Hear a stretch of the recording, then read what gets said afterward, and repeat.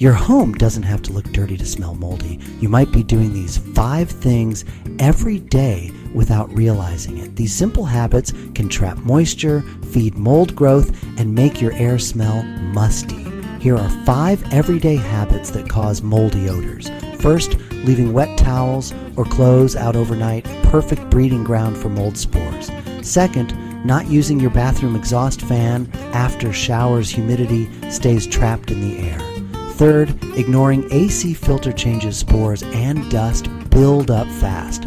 Fourth, overwatering indoor plants. Mold loves damp soil. And fifth, covering up smells with candles or sprays instead of finding the source masks the problem doesn't solve it.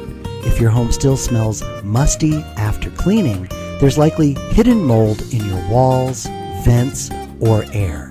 At MD Mold Testing, we use advanced air quality tests to detect what's really causing those odors before they affect your health.